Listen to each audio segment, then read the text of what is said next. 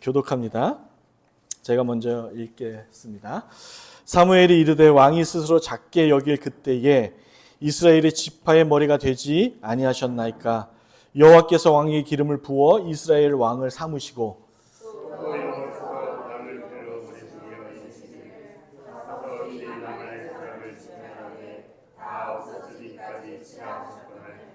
어찌하여 왕이 여호와의 목소리를 청종하지 아니하고 탈취하기에만 급하여 여호와께서 악하게 여기시는 일을 행하였나이까.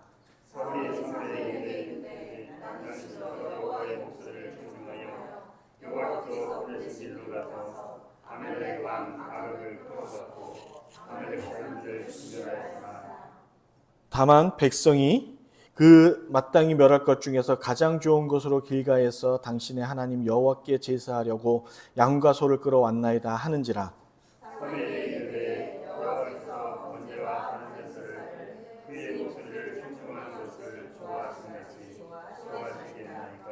순종이 제사보다 낫고 듣는 것이 수양이니. 우리 한 목소리 읽습니다. 이는 거역하는 것은 점치는 죄와 같고 완고한 것은 사신 우상에게 절하는 죄와 같음이라. 왕이 여호와의 말씀을 버렸으므로 여호와께서도 왕을 버려 왕이 되지 못하게 하셨나이다 하니. 아멘. 오늘 하나님의 뒤끝이라는 제목으로 오늘 사무엘상 15장 이야기를 시작을 하고 이제 다음 주는 우리가 그렇게 학수고대하던 다윗 왕이 이제 다윗이 등장하는 이야기로 이제 접어듭니다. 그 전에 하나님께서 사울을 어떻게 통치하시는지 이제 오늘 15장을 통해서 그 마지막 사울에 대한 이야기를 듣고자 합니다. 과거 제가 이제 청년들 사역을 하던 가운데 이제 청년들과 이제 교제 중에 이제 이런 질문을 한번 한 적이 있어요. 얘들아, 한 주간 너희들은 어떤 영적 상태로 지냈니? 라고 이제 물은 적이 제가 이제 있었죠. 그러면 이제 대체로 우리 청년들은 다음과 같이 이제 답변을 해요. 이제 뭐라고 답변을 하냐면 얼굴이 울그락불그락 이렇게 해지면서 이렇게 이제 미안한 마음에 목사님 죄송해요 이렇게 시작합니다. 제가 너무 바빠서 성경도 못 읽고 기도도 못 했어요. 죄송해요 목사님 이렇게 얘기를 하는 거예요. 제가 이와 같은 질문을 동일하게 우리 성도님들에게 여쭤보면 우리 성도님들도 이렇게 답변하지 않을까 제가 이제 예상이 되는데요. 그러면 이제 저는 이렇게 움츠러든 우리 청년들에게 이렇게 얘기해요. 아니, 내가 한 주간 너희들이 뭘 했느냐라는 것을 묻는 게 아니라 하나님과의 관계를 묻는 거야. 너희들의 영적 상태가 어땠니? 라는 이 질문은 하나님과의 좋은 관계를 이뤘니? 일상에 주님을 생각하며 주님의 영광을 위해 열심히 살았니? 라고 묻는 거야. 라고 이렇게 이제 질문을 풀어서 다시 하면 이제 이 얼굴이 경색됐던 얼굴이 이제 확 변하면서 네, 목사님 기독교인으로서 열심히 살았어요. 라고 대답을 하는 거죠. 성도님, 우리 성도님들 어떠세요? 한 주간 열심히 예수 믿는 사람으로서 사셨죠? 네, 열심히 사셨을 거예요. 따라서 신자는 하나님과의 관계를 생각해 볼 수 있는 실력이 필요한 거예요. 여러분, 우리 기독교를 종교라 말하지 않는다라고 말씀을 드렸잖아요. 그것은 왜냐하면 하나님은 살아계시기 때문에 그래요. 그래서 그 살아계신 하나님과의 인격적인 관계, 그 인격적인 그 상태를 우리는 더 중요시 여기기 때문에 여러분 우리는 종교라기보다는 진리이자 생명의 기독교라고 말하는 것이죠. 그 관계를 살피는 기준은 지금 말씀드린 것처럼 종교적인 기준이 아니에요. 무슨 말이냐면 무엇을 했느냐 하지 않았느냐가 그 기준이 아니라 삼위 하나님을 믿고 그 말씀에 순종했느냐가 기준이 된다는 것이죠. 하나님을 사랑하고 내 이웃을 내 몸과 같이 사랑함으로써 살아야 한다라는 이 주님의 말씀을 진리로 믿고 그 말씀 앞에 순종함으로써 주님과의 관계를 증명하는 거예요. 이게 바로 영적 상태를 이야기하는 것이죠. 이렇게 사람들이 있는 곳에면 어떤 남편이 누구보다도 저는 아내를 목숨보다도 사랑한다라고 말하고 다니는 남편이 이제 있었습니다. 그런데 중요한 일이 있을 때마다 남편은 아내가 아닌 다른 여성과 함께 지내는 거예요. 우연히 맛집을 발견하면 아내와 먼저 그 맛집을 경험하는 게 아니라 다른 이성을 데리고 즐기는 겁니다. 이뿐만이 아니에요. 슬픈 일이 생기면 아내에게 먼저 찾아 이 위로를 얻는 것이 아니라 다른 여성에게 위로를 받는 것이죠. 이런 남편을 보고 화가 난 아내가 남편에게 따져 물었습니다. 당신은 왜 나를 사랑해 주지 않아요? 라고 따진 거죠. 그러자 남편이 화를 버럭 내면서 무슨 말이야? 내가 당신을 얼마나 사랑하는데 나는 많은 사람들 앞에 당신을 내 목숨보다 사랑해 라고 말하고 다녀 라고 오히려 역정을 내는 거죠. 사랑하는 여러분, 이 남편의 말이 여러분 보시기에 진심으로 느껴지십니까? 누가 봐도 이 남편의 아내 사랑은 진실하지 못한 사랑임을 알 수 있죠. 지금 사울은 이와 같은 행동으로서 하나님의 분노를 자극하고 있는 거예요. 주님, 지금의 이 모든 행동은 주님을 위한 행동이라니까요? 왜 제 마음을 몰라주세요? 라고 변명하는 거죠. 여러분, 오늘 읽은 이 15장에서의 하나님의 명령은 신자나 불신자 모두에게 공감을 얻지 못하는 유명한 말씀 중에 하나가 오늘 이 사무엘상 15장의 얘기예요. 아니 어떻게 이리도 잔인한 명령을 하나님은 눈 하나 깜짝이지도 아니하시고 내릴 수가 있어? 라고 반문할 수가 있죠. 그런데 이러한 의문은 우리의 얕은 지식을 가지고 하나님을 이해하려는 어리석은 이 행동에서 나오는 이 오해가 아닐까 합니다. 무슨 말인가 하면 우주보다도 넓고, 여러분 믿으십니까? 바다보다도 깊은 하나님을 우리가 어떻게 이해할 수 있습니까? 그렇죠. 그래서 욥기서 38장에 보면 자신의 처지를 이해하지 못하는, 그리고 자신의 처지를 이렇게 만드신 하나님에 대하여 욥이 따져 묻죠. 그랬더니 하나님께서 욥을 데려다가 큰 파도를 보여주십니다. 그리고 자연을 통해서 새싹이 돋아나고 생명이 잉태하는 모습을 보여주고 우주로 보내셔서 하늘과 별과 태양을 보여주십니다. 그러면서 묻죠. 이것들이 어떻게 움직이는지 너는 아냐? 라고 물었더니 욥이 모른다고 얘기해요. 그러면서 하나님께서 이렇게 얘기하시죠. 너는 눈으로 보이는 이것들도 이해를 못하는데 이 모든 것을 창조한 나를 너가 어떻게 이해할 수 있느냐라고 오히려 하나님께서 욥을 설득하는 장면이 욥기서 38장에 보면 나와 있습니다. 다시 말해 여러분, 이렇게 하나님을 이해하고 믿으려는 이 그릇된 신앙관에서 나오는 오해가 아닌가 생각이 드는 거예요. 그러므로 하나님의 명령에는, 하나님께서 여러분에게 말씀과 설교자와 여러 가지 상황을 통해서 여러분에게 명령하는 그 명령에는 하나님의 깊은 뜻이 있다는 것을 여러분 믿을 수 있기를 바랍니다. 또한 주님은 이 사건을 통해서 지금 이 정말 불합리하고 무리한 이 명령을 통해서 오늘 말씀을 통해서 하나님은 두 가지 목적을 실현하시는 것을 우리는 보게 되는 것이죠. 그리고 그 이유를 찾을 수가 있습니다.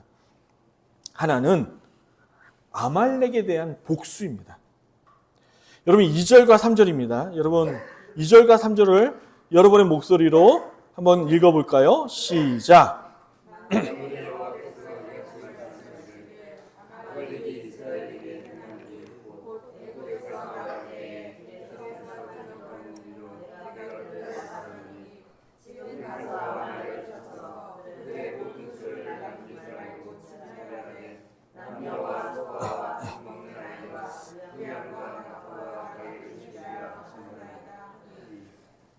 그 출애굽 당시에 아멜렉과의 싸움을 기억하실 거예요. 그래서 아론과 홀이 모세의 양팔을 잡고 서서 결국에 싸움을 승리로 이끌었던 그 출애굽기 14장, 그게 400년 전의 이야기가 됩니다. 그리고 승리 후에 모세가 제단을 쌓고 하나님을 이렇게 고백합니다. 여호와 니시. 이게 바로 아멜렉과의 싸움에서 고백된 신앙 고백이 바로 이스라엘의 전쟁사에 기록된 역사가 되는 것이죠. 그런데 하나님이 이 아멜렉의 잔인함을 기억하고 계신 거예요. 그리고 이것을 기억하고 계셨다가 하나님께서 역으로 복수하시는 거죠. 여러분 신명기 25장 17절과 19절에 보면 하나님께서 이렇게 기억하고 계십니다. 너희는 애굽에서 나오는 길에 아멜렉이 네게 행한 일을 기억하라. 계속 기억하라고 해요. 곧 그들이 너를 길에서 만나 네가 피곤할 때에 내 뒤에 떨어진 약한 자들을 쳤고, 이게 무슨 말이냐면 광야 시절에 몸이 피곤하고 불편한 분들은 그 행군하는 길에서 뒤처지잖아요. 이것을 아멜렉이 기다리고 노렸다가 이스라엘 백성들을 어린아이 없이 잔인하게 죽였던 역사가 있는 거예요. 그게 400년 전에. 그리고 노략질을 한 것이죠. 하나님은 400년이 지난 지금 이 사건을 기억하고 계시다가 사울 왕을 통해서 똑같이 복수하라고 하시는 거예요. 여러분, 우리 하나님 뒤끝이 장렬이세요. 예? 그리고 반드시 이를 기억했다가 되갚아 주시는 분이라는 것을 여러분 기억하셔야 되는 것이죠. 따라서 하나님을 우습게 보지 않는 지혜가 오늘날 성도들에게 요구되는 것입니다. 축복합니다. 두 번째로 사울 왕에게 내리는 하나님의 마지막 명령이자 마지막 기회라는 거예요. 이 사건이. 하나님은 아멜렉과의 이 과거사 문제를 해결함과 동시에 이 사건을 통해서 사울을 마지막으로 지금 시험하시는 겁니다. 사랑하는 여러분, 본문에서 사울 왕이 하나님을 오해하고 있다는 것을 우리는 보게 돼요. 사무엘이 하나님의 명령을 거역한 왕을 책망하자 사울은 다음과 같이 핑계를 하는 모습을 보게 됩니다. 20절입니다. 20절을 여러분의 목소리로 크게 읽습니다. 시작.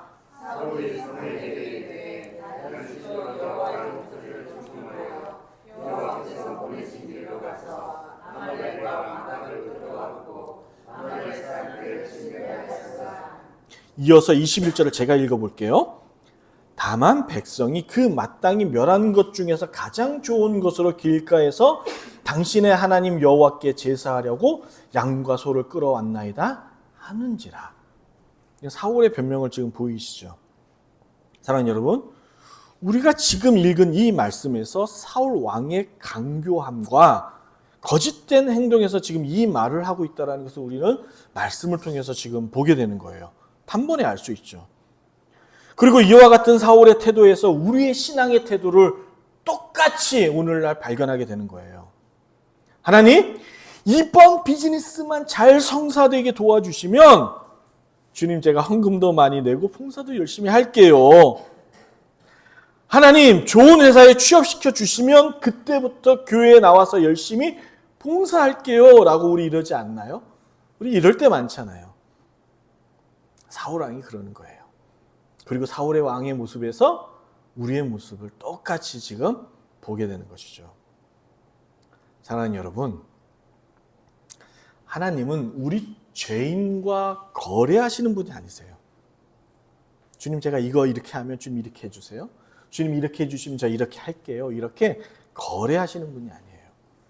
그런데도 우리의 요구를 들어주시는 하나님을 보게 되죠. 그것은 하나님의 놀라운 사랑이자 은혜인 것이지 거래를 통해서 이루어 주시는 것이 아니에요. 엄마, 이번에 최신 스마트폰이 나왔어. 나 이거 사주면 꼭 성적 올릴게. 그러니 사줘. 이렇게 아이들이 엄마에게 거래를 걸어오죠. 분명 엄마는 이 애가 성적 못 올릴 것을 압니다. 이걸 알아요. 여러분 생각해 보세요. 공부하겠다라는 놈이 최신 핸드폰이 웬 말이에요. 아니 새 전화기로 바꿔서 뭘 어쩌자는 겁니까? 여러분 주변에서 보면 진짜 공부 열심히 하는 친구들은 도리어 전화기를 없애거나 전화만 받을 수 있는 폰으로 바꿔서 지내는 것을 보지 않습니까? 그러므로 엄마는 자식과 거래하는 게 아니에요. 엄마가 그럼에도 불구하고 그 자녀에게 최신 핸드폰으로 사준 이유는 내 아이가 친구들 사이에서 본인만 최신폰이 아니어서 주눅이 들까 봐. 혹이나 이 완악한 세상 가운데에 벌써부터 마음의 상처받지 않을까 봐 사주는 것이죠. 다 그럴 때 있으셨잖아요. 여러분 모든 상황이 다 같지는 않지만 어쨌든 하나님도 우리를 너무나도 사랑하기 때문에 응답해 주시는 거예요. 여러분 이걸 보셔야 돼요. 하나님의 응답에는 우리의 잘남과 우리의 탁월함이 아니라고 제가 누누이 말씀드렸죠. 우리 죄인을 그럼에도 불구하고 사랑하시는, 은혜 베풀어 주시는 그 하나님의 놀라운 그 사랑 때문에 응답하시는 거예요. 따라서 아말렉과의 전투에서 대승을 거둔 사울은 그 어느 때보다 낮은 자세로 주님을 의지해야 되는 것이죠. 우리가 어떤 일을 진행하다 보면 그 일이 정말 술술 잘 풀리고 잘 되는 거예요. 그 가운데는 하나님의 돌보심이 있다니까요. 그리고 사울 왕은 무엇보다도 이번 명령이 주님이 주시는 마지막 귀임을 알아야 돼요. 이게 종말론이에요. 우리 신자는 매일매일 하루하루가 하나님의 마지막 주시는 시간임을 도전받고 살아야 되는 거예요. 여러분 어떻게 될지 모르잖아요. 우리가 밖에 나가서. 그래서 사울 왕은 어떻게 해서라도 순종하려는 모습을 보였어야 하는 것이죠. 그런데도 여러분 어떻습니까? 사울 왕은 이 마지막 기회조차 날려버리죠. 날려버리는 거예요. 사랑하는 여러분, 하나님은 우리 인간들과 다르시죠. 인간들처럼 변덕스럽게 이랬다 저랬다 하시는 분이 아니세요. 여러분 믿으세요? 예, 이랬다 저랬다 하는 분이 아니에요. 이 말은 무엇이냐면 하나님이 어떤 일에 대해 하시고자 결정하는 순간 그 일은 변함이 없는 거예요. 이게 무슨 말이냐면 하나님께서 인간 이학수 목사와 너는 도저히 돌이킬 수 없는 목사구나, 목회자구나 라고 하나님께서 등을 돌리는 순간 그것은 영원한 거예요. 영원하신 하나님이라는 신앙 고백 가운데는 이것도 있는 거예요. 하나님의 결정과 하나님의 모든 판단은 영원하세요. 틀림이 없는 거예요. 그래서 사울 왕은 도전받아야 돼요. 그리고 이러한 하나님의 자신에 대해서 소개하기를 15장 29절입니다. 이렇게 말씀하시죠. 이스라엘의 지존자는 거짓이나 변개함이 없으시니 그는 사람이 아니하심으로 결코 변개하지 아니함이시라. 여기서 히브리어 원어 나함이라고 읽는 변개, 이 변개의 뜻이 뭐냐면요. 여러분 잘 들으세요. 하나님은 그 어떠한 동정도 위로도 하시지 않는 거예요. 하나님이 아까 말씀드렸듯이 제가 이제 하나님 보시기에 너무도 악한 목회자인 거예요. 아니 예를 들어서 악한 목회자예요. 그래서 하나님께서 저를 유기하시겠다고 버리시겠다라고 작정하심에 있어서는 어떠한 동정도 위로도 없이 결정하시는 거예요. 그래서 무서우신 하나님인 거죠. 그러니까 우리가 사랑의 하나님만 사랑해. 물론 하나님은 사랑의 하나님이시고 하나님 실체 자체가 사랑이세요. 아멘. 그럼에도 불구하고 우리가 이 하나님의 사랑을 생각할 때에 하나님은 공정하신 하나님이라는 것 또한 우리는 명명백백히 기억하셔야 되는 거죠. 다시 말해 당신이 결정한 부분에 있어 어떠한 후회하심도 없어요. 그게 바로 노아의 사건이 아닙니까? 여러분 기억하셔야 되는 거예요. 오로지 자신의 결정에 따라 행하시는 분이심을 우리는 기억하셔야 되는 거예요. 목사님 11절과 35절에 보면 여호와께서는 사울을 이스라엘의 왕으로 삼으신 것을 후회하셨다라고 말씀하시잖아요. 어떻게 된 거예요? 그러면 11절과 25절에 나와 있거든요. 하나님은 후회하셨다. 그래서 여러분 성경이 쉬운 책이 아니에요. 이게 비록 한글로 번역됐지만 반드시 성경에 대해 이해할 필요가 있고요. 이를 위해 건강한 설교자를 통해서 정확한 해석을 들을 필요가 있는 거예요. 여러분, 부모 속을 힘들게 하는 자식에게 이 부모님들은 주로 이런 말씀을 하세요. 야, 내가 너를 낳고도 미역국을 먹었다잉? 나가 뒤져라잉? 이제 이렇게 말하시는 부모님들이 있죠. 예. 여러분, 이 말 속에는 분명 부모님의 후회가 담겨져 있기는 합니다. 허나 진심으로 그 자식이 죽기를 바라서 하는 말은 아니겠죠. 어느 부모도 정말 자식이 나가서 뒤지라고 죽기를 바라서 하는 말은 없는 거예요. 이 말 속에는 제발 좀 이 녀석아 정신 차리고 살아라 하는 부모님의 진심 어린 사랑의 바탕에서 하는 충고 말씀인 거죠. 그렇죠. 여러분 이러한 수사학적 표현, 성경에서 보면 이러한 수사학적 표현을 이미 신학적으로 다 정리가 된 얘기예요. 이걸 뭐라고 얘기하냐면 하나님의 자기 낮추심이라고 얘기를 합니다. 하나님의 자기 낮추심. 이게 신학적으로 이미 신학계에서는 다 정리된 신학적 용어예요. 무슨 말인가 하면 하나님이 신의 언어로 표현하시는 것이 아니라 인간 편에서, 우리들 편에서 인간이 알아듣기 쉽도록 사람의 언어를 가지고 우리에게 당신의 마음을 전달하는 표현을 하나님의 자기 낮추심이라고 하죠. 이것은 이제 라틴어로 우리 신학생들은 아콤모다치오 데오라고 이제 배우게 됩니다. 영어로는 안스로파티즘이라고 그러죠. 이게 하나님이 신인동적 표현인 거예요. 하나님이 인간의 편에 서서 자신의 마음과 자신의 그 뜻을 인간의 언어로 표현한 거죠. 여러분 제가 이제 그 길고양이를 하나 어렸을 때 데려다가 저희가 집에서 지금 키우고 있거든요. 그런데 그 고양이에게 제가 무엇을 이렇게 이제 할 때 분명 이제 제 말로 하지만 그 고양이는 절대로 제 말을 알아듣지 못하죠. 만약에 그 고양이가 사람 말을 알아듣는 순간 저는 여기 있지 않을 겁니다. 아마 TV에 나와갖고 여러분 신기명기 뭐 이렇게 뭐 이런 데 나와서 신통방통해갖고 막 그런 데 나올 거예요. 결코 동물들은 사람의 언어를 듣지 못하죠. 그런 것처럼 절대적인 신의 그 마음과 그 언어를 인간이 알아들을 수가 없어요. 그래서 인간의 편에서 하나님께서 자기를 낮춰서 우리에게 설득하시는 거죠. 그게 하나님의 겸손이신 거예요. 자, 어쨌든 이로써 사울은 하나님께 버림을 받습니다. 그리고 유명하고 또한 우리 신앙에 있어 너무나도 중요한 말씀 오늘 여러분에게 또한 저에게 하시죠. 22절입니다. 한 목소리 한번 크게 읽어봅니다. 너무도 중요합니다. 시작.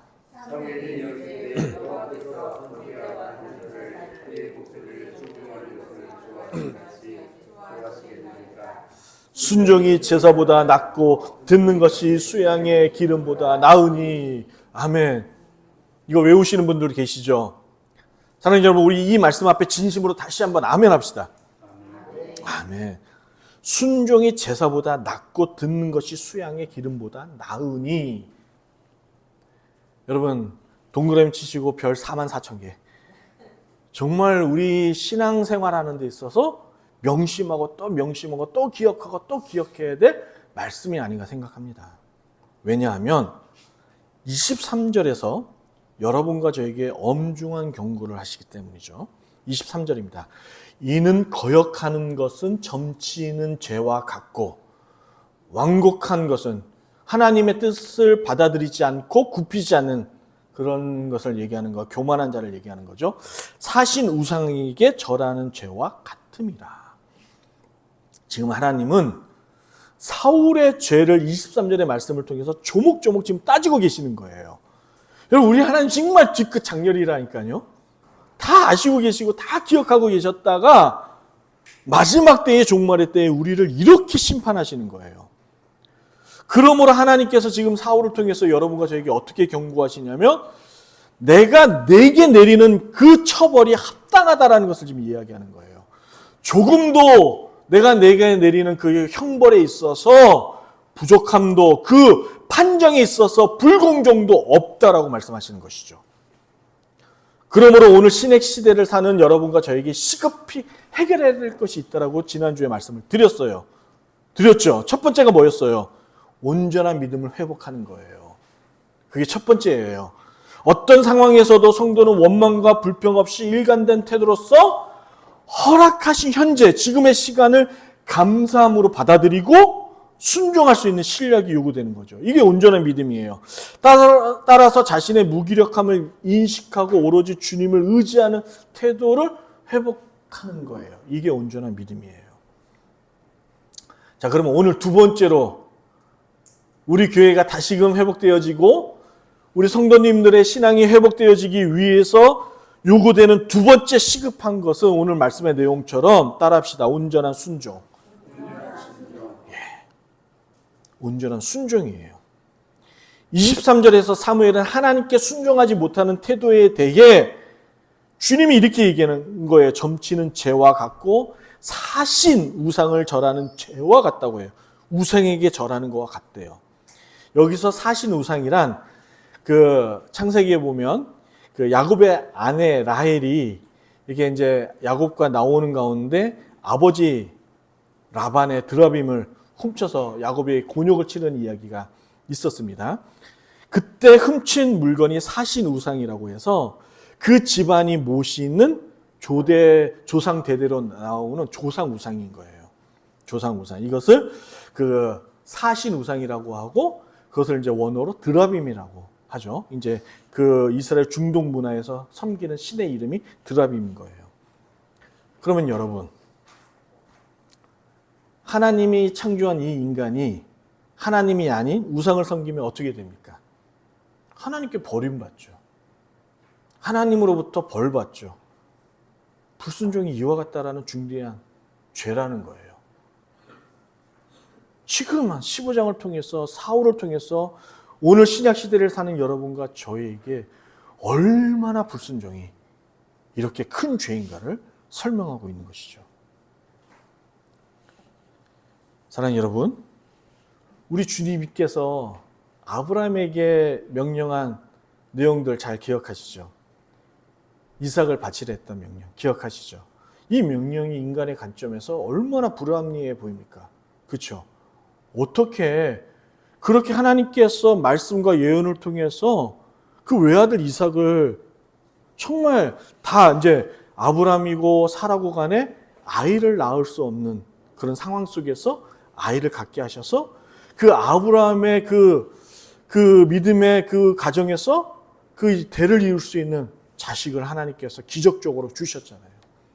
그런데 한참 지나 그가 이제 청년기가 들었을 때 하나님은 뭐라고 얘기합니까? 그 이삭을 바치라고 요구하고 있지 않습니까? 이러한 불합리함 속에서 여러분과 저는 놀라운 진리를 하나 도전받아야 돼요. 왜냐하면 성경은 이처럼 불합리한 명령을 통해서 그리고 이 불합리한 명령이 내려지는 여기서부터 우리의 믿음이 평가되기 때문에 그래요. 우리의 믿음이 주님으로부터 판단되어지기 때문에 우리에게 말도 안 되는 상황에 있어서 하나님께서 내리는 명령에 우리는 주목해야 된다는 것이죠. 이삭을 바치는 장면이 나오는 창세기 22장 1절에 보면 여러분 한번 찾아볼게요. 이건 좀 찾아봐야 될 것 같습니다. 하나님께서 지금 이삭을 바치라는 데에서 지금 이유를 밝히세요. 뭐예요? 그 일이 이후에 하나님이 아브라함을 어떻게 하신다고요? 시험하시려고 부르신 거예요. 사울 왕도 똑같죠. 또한 여러분 인생 가운데에 뭔가 하나님으로부터 알 수 없는 뭔가 있지만은 힘들고 어려운 것들을 명령하실 때 갑자기 19년도에 왜 교회를 하나님께서 세우라고 하셨는지 말도 안 되는 그러한 은혜가 우리에게 부어졌을 때에 하나님은 그것을 통해서 우리를 시험하신대요. 그리고 이 사건을 통해서 지금 하나님은 믿음이 무엇인가를 이 말씀을 통해서 우리에게 정확하게 지금 말씀하고 계시는 거예요. 표현하고 계시는 거예요. 이삭을 제물로 바치라 하신 주님의 이 무리한 요구에 아브라함은 묻지도 따지도 않고 이삭을 아침 일찍 그 다음날 데리고 모리아 산으로 향하죠. 3절에 보면 나와 있어요. 분명 하나님은 이삭을 제물로 삼겠다고 아브라함에게 말씀하셨습니다. 이 말은 뭐냐면 주어가 분명해요. 아브라함은 모리아 산에 가서 바칠 제물이 다른 우양과 수양이 아닌 뭐예요? 이삭이라는 것을 명확하게 인식하고 갔다는 얘기예요. 다시 말해 아브라함은 이삭을 제물로 바칠 생각으로 지금 모리아 산을 간 것이죠. 맞아요, 안 맞아요? 맞아요. 간 거예요. 그런데 그는 어느 때와는 다른 엄청나고도 확고한 믿음을 품고 아들 이삭을 데리고 명령이 내려진 그 다음날 아침 일찍 모리아 산으로 갔다는 데 주목해야 돼요. 아브라함은 과거의 모습과 다르게 하나님이 명령한 이 명령에 있어서 주저함이 없었던 그 이유는 그 안에 확고한 어떠한 그 믿음과 신념이 있었어요. 그것을 사도 바울이 로마서 4장에 말씀합니다. 찾아보겠습니다. 4장 17절과 18절입니다. 그리고 좀 미리 찾아놓을까요? 히브리서 11장 19절. 히브리서 믿음장이죠. 찾아놓을게요. 이렇게 이제 손으로 잡고 계세요. 그리고 여러분 펜 있으시면 줄도 치시고 동그라미도 치시고 할 수만 있다면 별 14만 개를 치세요. 너무도 중요합니다. 이런 거는 여러분 기억하셔야 돼요. 기억하셔야 돼요. 먼저 제가 로마서 4장 17절과 18절을 한번 읽을게요. 여러분 눈으로 보세요.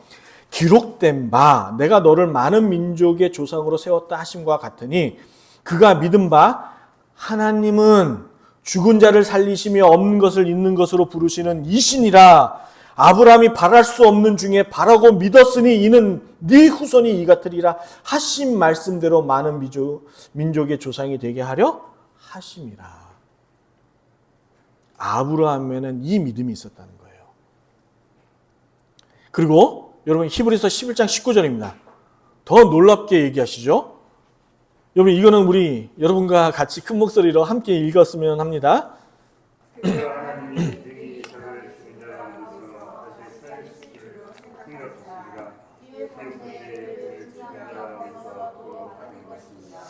아멘. 지금 아브라함은 내가 이삭을 죽이더라도 하나님이 내 아들 이삭을 반드시 다시 살릴 것을 믿었다는 것이죠. 이게 믿음인 거죠.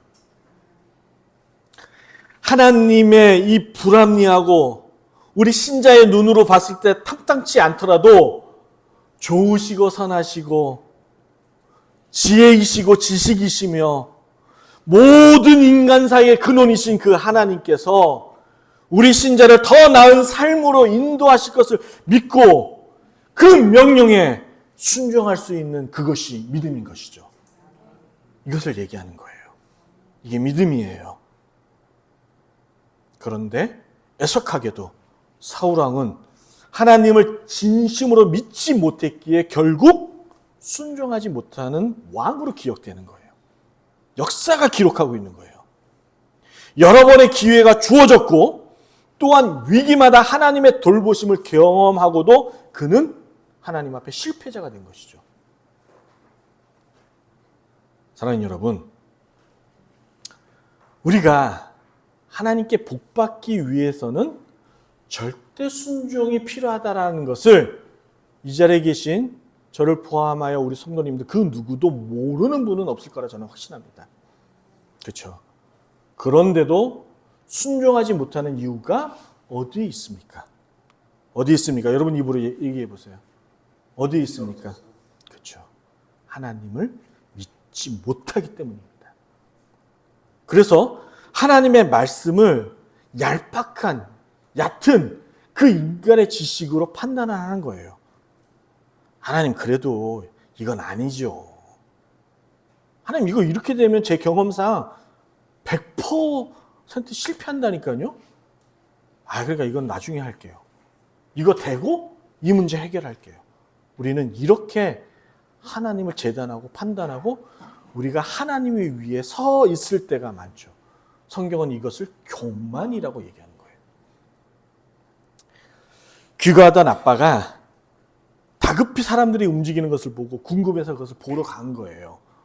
그런데 자세히 보니 자기 집에 불이 난 겁니다. 그리고 창가에 매달려 있는 초등학생 아들을 발견한 거죠. 그때 아버지는 주저하지 않고 주저함없이 그 아들을 향해서 큰 소리로 외쳤습니다.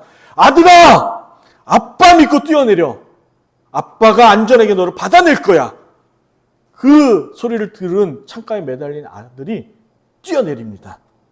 그리고 그 뛰어내린 아들을 안전하게 아빠가 받아내죠. 여러분, 아들이 뛰어내릴 수 있었던 이유가 무엇입니까? 아빠를 믿었기 때문에 그래요. 믿었기에 뛰어내릴 수 있었고 그래서 산 것이죠. 사랑하는 여러분, 현재 여러분과 저의 믿음은 어떤가요? 사울 왕처럼 하나님 나라 공동체에 속해 있으나 우리도 교회 안에 있죠. 신앙 공동체 안에 있죠. 하나님 나라 안에 있습니다. 안에 있음에도 불구하고 하나님을 믿지 못하는 사울 왕이 우리인가요? 아니면 아빠를 믿고 뛰어내린 아들이 우리인가요? 사랑하는 여러분, 오늘 말씀은 현재를 사는 여러분과 저에게 동일하게 주어진 하나님의 말씀인 것을 우리는 믿습니다. 그러므로 온전한 믿음에서 출발하는 온전한 순종이 여러분과 저의 삶에 실천되어질 때 비로소 우리에게 복이 누려지는 거죠. 이 진리를 깨닫는 여러분과 제가 되기를 바랍니다. 그러므로 여러분, 내일부터 시작되는 그 일상 속에서 사랑하는 우리 성도님들은 어떻게 사시겠습니까? 기도하겠습니다.